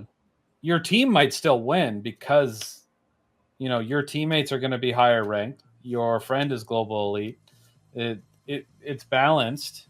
It just happens to be that you suck so bad that you're going to get smashed. I think they're trying to do this thing where both of those people on that team can have fun. That's not possible. Just balance it properly. And that people will learn to stop queuing with their friends if they're if their skill gaps are that different. And Well, that's they just were the way having it an issue is. with solo queues for a while, and so like they would implement one thing and it would fix things for solo queue people, but it would just fuck everything for the fire teams. And so that's where they've been having the balance issues, trying to balance fire teams with solos. I'm not saying it can't be done. I'm just saying that's what Oh, Bungie I has know been for a fact it struggling can with. be done because I've seen it done. What they should do is remove all skill-based matchmaking from quick play and just worry about skill-based matchmaking and comp. Yeah, I mean that makes sense. That's what every game almost ever has always done for normal matches. Just going back to what I mentioned earlier. I just think they would fix all their problems if they just made one game mode. Doesn't have to be all the crucibles now like this. Everyone gets guns assigned to them. That's what you have, like, and it just levels out the playing field. I think people would have a lot more fun because then like Yeah. you don't have people with meta that's just stomping them. I mean, you're still gonna have the cheaters with the aimbots and like their zims and stuff like that, but I think it would balance things. I don't know. I think skill-based in regular game modes is not needed. No. I think it should just be location based, so you get good connections, and then you go have fun. Well, also, you're gonna yeah, get you're gonna get matches where you get fucking smashed, and you're gonna get matches where you smash them. It's gonna go Well, back it's and not quick forth. play too. Like if you're doing skill-based matchmaking, it takes longer to do matchmaking. Like you'll sit in a queue for a quick play match for quite a while sometimes. I don't know if you've ever been. I've sat in it for like 5 minutes before, so it doesn't feel very quick play then. Oh yeah, you'd have a much faster connection because maybe I don't know. Yeah, you would. It's easier to find people close to you than people that are at your skill level, especially if you're queued with somebody that's much higher than you. It takes longer to find a team that's supposed to be averaged. But anyway, the point being is this was a big thing a long time ago, and I actually wasn't on board when all the internet was like, why the fuck are you making quick play skill based? And I'm like, well, it's for the people that aren't very good so they can have an enjoyable time. But the more and more I thought about it was, no, if I wanted to play skill based matchmaking, I'll go play comp. That's what it's there Which for. makes sense. That's what it exists for. Yeah. I think quick play should be location based, and it should be, if I want to play with my friend here that's really good, it won't matter because everything will be locations based. Everybody on the team will be completely random, and if we smash the shit out of them, then it's just the way it is. And if they smash the shit out of us, it's just the way it is. That's just the way it is. There's not much you can do about it. You've got enough people playing the game that you're not going to get matched against the same people over and over and over again. Cool, that's great. Just get rid of skill-based matchmaking in quick play. I'd be down for it. Yeah, I mean, and if you really I never really thought about it that way. So it just, I don't know. I don't think there's no reason for it, and I can't imagine like. I don't know how many games use it. I don't think many do, but to go back to all the competitive games that I've played, just imagine PUBG. There's no elo system. They don't give a fuck about that. They just throw you in a match with 100 other people. Boom. Right? Team deathmatch, Counter-Strike, if you join a server with 40 people in it, there's completely random 40 people. Nobody chooses that. It's just you literally see it and you click it and you join. What other game? I think Call of Duty experimented with it, and then they're like, no, this was a terrible idea. Or something like that. I'm not 100% sure. I haven't played Call of Duty in a long time. But I don't think they use skill-based unless it's comp. Maybe I'm wrong. Speaking of like hundreds of people in the lobby. Maybe I'm thinking wrong, but I thought they did. Maybe they Speaking of hundreds of people in the lobby, I would love to see big team Destiny battles. Like, not like get 50 people on each team, kind of like, Halo big team battle. Throw in some, like, let us use sparrows. I would love to see that. I think that'd be a lot of fun. Or even throw in some vehicles, like those tanks that you get in some of the story missions. That would be so fun. 50 people either side, control match or capture the flag, whatever you want to do. Have those tanks in there. You can use your sparrows. I think that'd be pretty fun. Yeah, I don't think the engine could handle it. I think that's why they don't do it. It would not handle well. I don't know. So all the COD games are very different. This one says while skill is one of the many factors in matchmaking, it's not the driving force behind Call of Duty's matchmaking system. With respect to skill, one area is critical. Consider team balance. Team balance seems very important. Maybe it does. I don't know. Anyway, so a lot of games don't use it, and they're still just as fun. I do understand the fact that it probably makes people with really low skill having a more enjoyable time, but those aren't the people you should be catering to. I don't think, in my opinion, you should be catering to the medium and high skilled players when you're creating your lobbies. So location based matchmaking, or have two. I guarantee they should just set up two different playlists, one location based, one skill based, and just see which one has more that's people. What comp. That's what you just said. Like comp is the skill based matchmaking. Like it would just be comp 6v6 comp. That's all it would be. I'd be down. So here you go. So let's put a quick play groups up 6v6 skill based or comp, but don't call it comp because people don't like the word. Just put 6v6 skill based and 6v6 location based. See which one is more popular, and then just get rid of the other one forever. It's that simple. And I guarantee the location based matchmaking is going to be more popular than the skill based. 100%. Well, then, if I know that and you know that, and Bungie probably knows that, why don't they just do it? Okay, so what we'll do then because it's going to piss people off period, at some point, like the casual players. During that period where we don't get the raid, goes back to that. No, it goes back to what we've been talking about this whole time. Yeah. What were you saying, Joe? January to June, we don't get the raid. We'll just raid Bungie headquarters. We'll have our list of demands. Skill-based matchmaking. Get rid of it. Yeah, that's it. We'll tell them what's up. And that'll be the raid. Get rid of skill-based matchmaking. Don't make any more Crucible maps. Do 3 raids a year, and focus everything on PvE. Hire 400 more people to make Destiny 3 while you're doing all these additions to Destiny 2. And get rid of Pete Parsons, feel free. And make sure that Marathon doesn't suck. Those are my demands. Yeah, we got enough people in the community. We can make it happen. Yeah. We probably could, to be honest. All right. Anyway, lobby balancing. Let's go, baby. I hope they do a better job, but I mean, like I said, just make it location-based and job's done. I'm not going to go over all these damage increases and changes to all the guns. I think the biggest takeaway from all that was the heavy weapon. Yeah.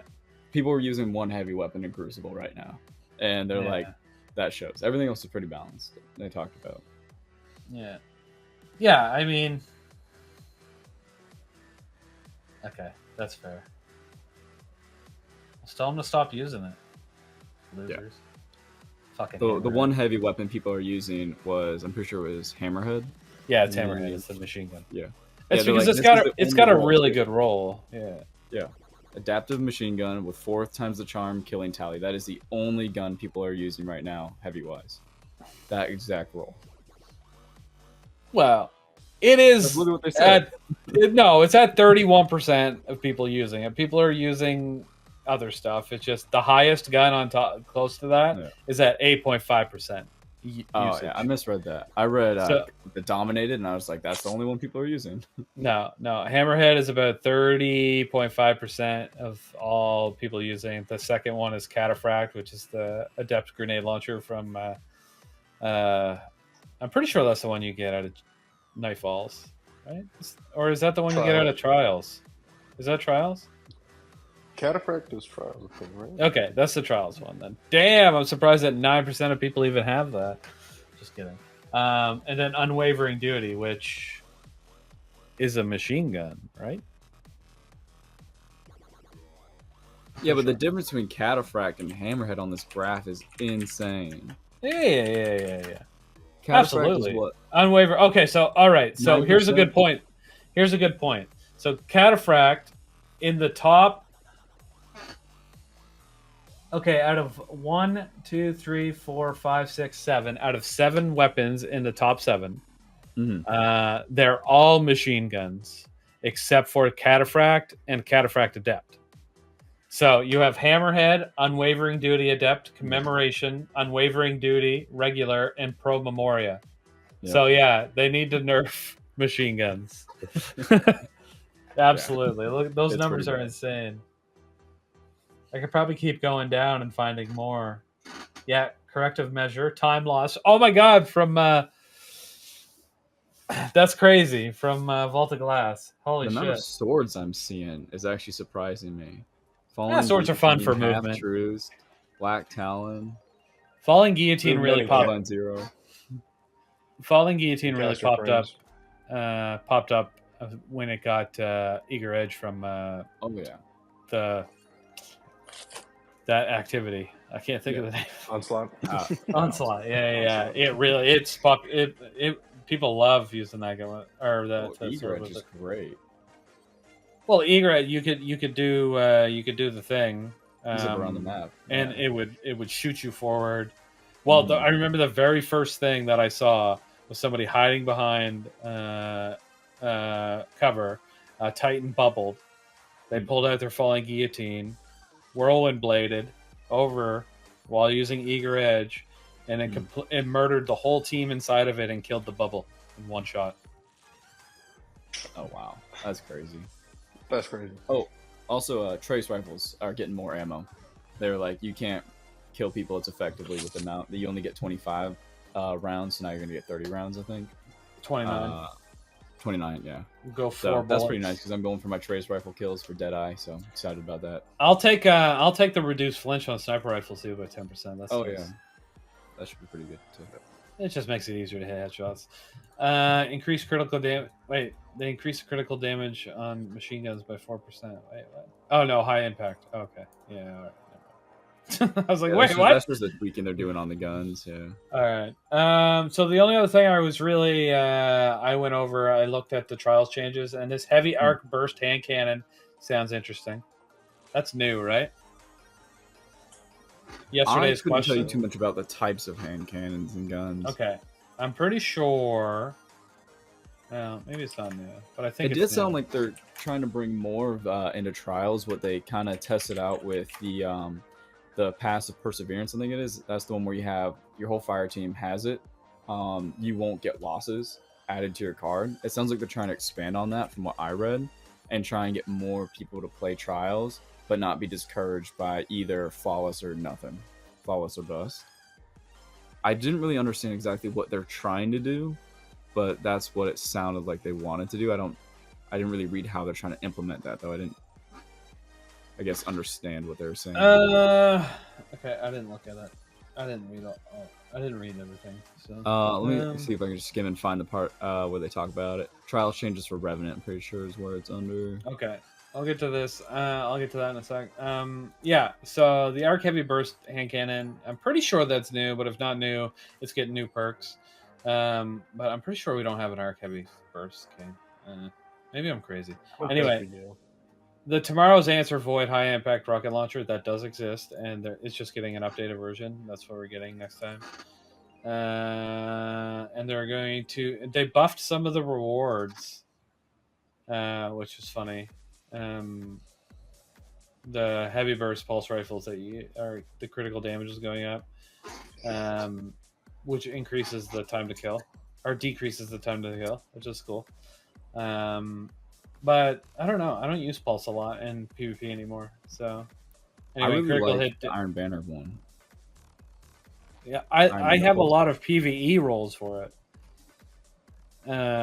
Not so much PvP, but I've always been a hand cannon bitch for Crucible though. Hand cannons are doing really well in Crucible right now. Yeah. So. All right, let's take a look at. It's in the sneak peek part. Future trial changes sneak peek. That's where they kind of talk about they want to get more people to play trials. The rest just kind of look like tweaks to me. Your non-adepts are going to drop at a higher rate. Make the challenger pool less of an all or nothing. Experience priorities, flawless or bust gameplay. Lean on what we've started to with the flawless card rewards and reward win streaks. Make it feel like it's not a waste of time to play even after you fall at the gates. Okay. We want to improve the story of the flawless set aesthetics. I don't care. Yeah, okay. Trials emblem being important. However, for trials to succeed, it needs to be something for everyone. No, it doesn't. You just need to make your entire game better so more people play it. We want to bring additional players into Trials by offering an alternative experience more like Iron Banner in terms of loot chase. For the 3v3, the focus here is on making it rewarding to play and not necessarily reliant on almost entirely wins. Yeah, okay, that's fair. You know what they should just do? They should put like an overpowered best gun in the game. You can only do it by going flawless. It's the only way to get it. And then you'd have the whole, everybody in the game would be playing Trials. Maybe Every then they'd week. be mad. They'd be like, I have to do Trials. I have to do PvP. It doesn't against matter. them, They the would argument keep, they have. they would keep playing People it. would do it though. People would do Yeah, it, and they would then do it. and the population would boom. Don't ever make it easy to obtain. Never let it drop regularly. It has to be a flawless drop, and just give it. That's the drop every week, and it one shots every raid boss. Easy, done.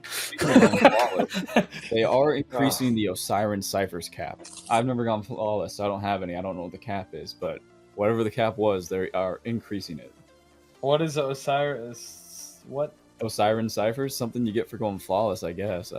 I've been flawless. I don't have an Osiris's siren. Ciphers, like exotic Okay. ciphers. I mean, I'm thinking it's something you get for if you keep playing after you have 7 wins. Let me look it up real quick. And then they're supposed to make it have better loss forgiveness for single players that match with duo players that aren't very good. Yeah.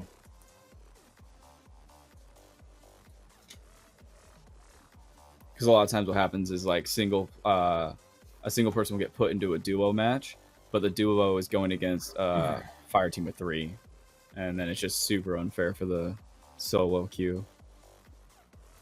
Then get some friends, loser. No one wants to play Trials with me. Joe would play Trials with you. That's funny that I said Mojo? that to Joe, yeah. but yeah, the other that- Joe. You guys call him Mojo? Mojo Jojo, isn't that his name? Or are you talking about Chicken Joe? No, I'm talking about JoJo, but I didn't know his name was Mojo Jojo. Yeah, like Powerpuff Girls. Mojo Jojo. I don't know if Chicken Joe plays Crucible. Do they? I don't know either. I think I played Iron Banner with Chicken Joe. Oh, maybe, but Iron Banner is different. Yeah, that is. Chicken Joe was on my Gambit team. Okay, this person on Reddit saying you use them to buy adept weapons. Yeah, okay, so it's some sort of new thing that you can get additional adept rolls if you go flawless. Okay. Probably like Nightfall ciphers, like Yeah, something like that. Yeah, I get the concept. All right, cool. All right, there's some shit about Iron Banner here that I don't care about. Basically, they're gonna try and make Iron Banner more casual. They did hint they want to bring back tribute, but they're like, we're gonna try and make Iron Banner more relaxed. So minimal matchmaking stratification, less serious game, more game modes like Fortress and Eruption. But why? Everybody hates everything except control in Iron Banner. Just don't break the system. I don't understand. And I don't know. I don't get it. If you do it, just give us 2 playlists. It doesn't always have to be 1 playlist. Oh, there's gonna be more rewards for fire teams grouping up though, so that's gonna be good for the SUC. Yes, I did read that actually. You're right. Supremacy is great. Yeah, I like Supremacy, but I like Supremacy and I like Control. I mean, I'm fine with Eruption. I do good in it. I'm fine with that other one where the Fortress, yeah. But I like Control. Everybody likes Control. Most people like it. They're all about it. They're like, yeah, let's go. Let's the king of the hill. Like that's. Yep. And I don't know why they keep experimenting. Nobody's telling them to. People are telling them to experiment with regular Crucible, not Iron Banner. They want Tribute to work so bad, and they keep trying to make Tribute work. And so I'm very curious to see what they try and put out. Because also, I don't know what they're going to do for these other game modes, too, that's going to make it more relaxed. Like, I was really good at Tribute, actually. But people fucking hated it. It's just And it's not more relaxing. It is absolutely you need to play it right to win. Where it's like Control, you just play. And sometimes What's you win, frustrating about sometimes you lose. Tribute is the match will go from someone clearly winning, clearly losing, and then flip the last 30 seconds, which doesn't happen in like other game modes. Maybe Like, there's that's a what gradual Bungie wants. shift. Maybe. I don't know. I've never lost, so imagine. All right, I think we're done with this. I'm putting this away. And we've been here long enough. Yeah, I don't remember seeing anything else crazy that stuck out to me. The artwork was kind of neat. Yeah, I already closed it. It's over. It's done. Yeah, there's only so much you can talk about with Crucible. Well, normally we do 2 hours. It's already been 2:15, so we're. I've had enough. I got shit to do. I got to get ready for the stream tomorrow. Let's go. Yeah. Oh yeah. That's what my wife thought I was doing today. Like, I was like, hey, I'm gonna help out with the podcast, and she was like, I'm not gonna like walk in here and be like doing drugs and stuff, right? I'm like, no. You're thinking the catastrophe streams. When have I ever done drugs on a catastrophe stream? No, she Good just sees Lord. you get drunk and like in your onesies and stuff. She asked if I was wearing one. Like, no.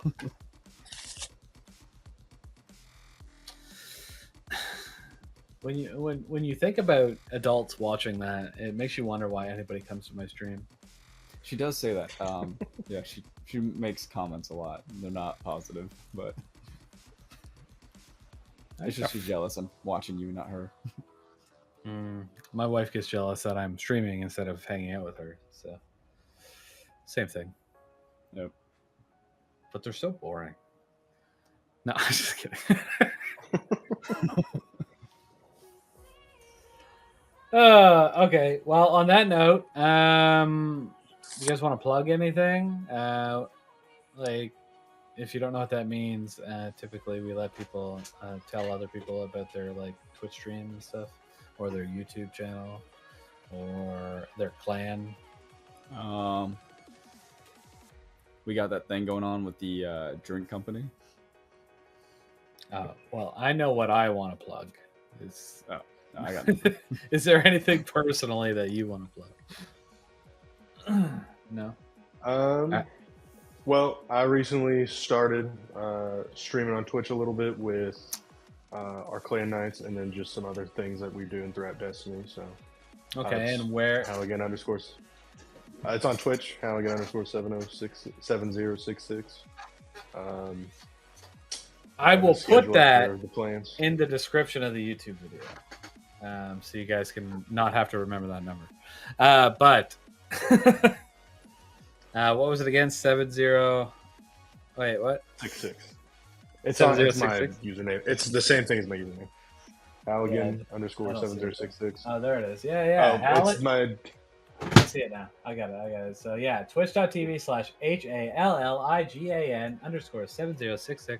Go check them out. Give them a follow. Amazing. I'll also put it in the description, so if somebody wants to click it, feel free. Yeah, it's awesome. What have you been streaming? Did you say? Destiny? Play nights, you said?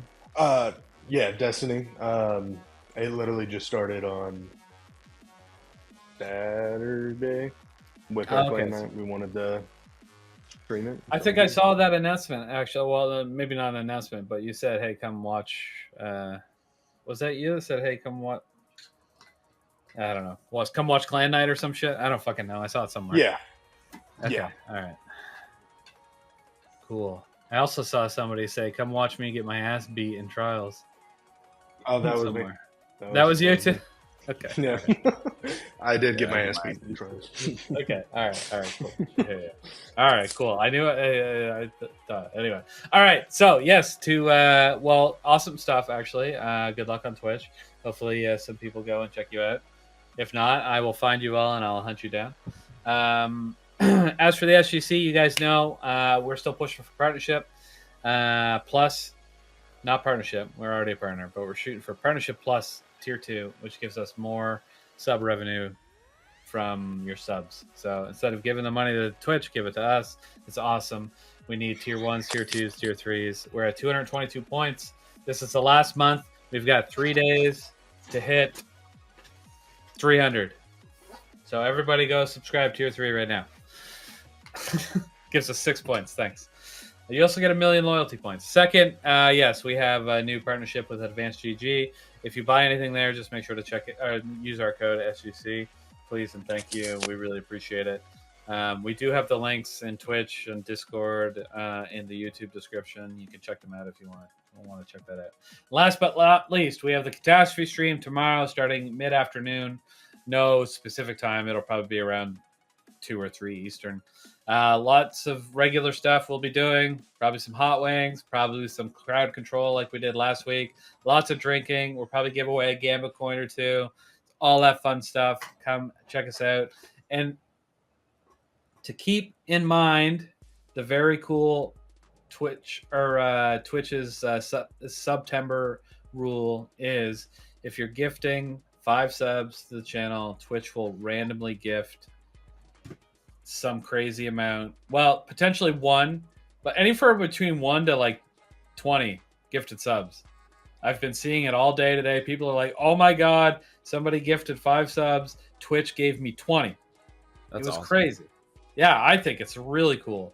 So, but people have also, just keep this in mind, if you're here tomorrow, people have also been reporting if you gift like 10 or 20 or 25, it doesn't recognize it. So make sure to just do 5, 5, 5, 5, 5 over and over again if you planned on doing like 50 or something. Just go 5, 5, 5, 5, 5, 5, 5, and get all those bonus Twitch monies. Because fuck Twitch, take all their money, right? Let's take all their money, baby. Let's go. I want one of those Gambit coins. Then Okay. Well, we'll probably have a similar idea as we did last time. A certain amount of subs, tickets, pie face, and maybe. I was also thinking about doing like a lucky roll system of some sort. If you roll a crit 20 in the dice roll, you just win automatically. Oh wow. Something like. Well, it's really hard to roll 20, man. On a 20 die, It's not easy to roll a 1 though. Yeah, it is. It happens every time. It's crazy. Oh, yeah. I also have a dice that just doesn't have a 20 on it, so I'm just gonna use that one. I'm just kidding. Could you imagine? That would be got fucking 2 hilarious. ones. Anyway, I just realized that I was doing this all at the end of the podcast. I don't usually talk about all this stuff this much on the end of the podcast. It's usually just on the stream itself. But whatever. So I'm going to end out as my point. Thank you so much for watching episode 80 of This Week at Shrouded. I was your host, AGreener. Thanks to our guests, Joe and Halligan. Sorry, Hooligan. Fuck. Halligan for joining me today. I really appreciate it, guys. Thank you so much. And with that, we are headed out of here.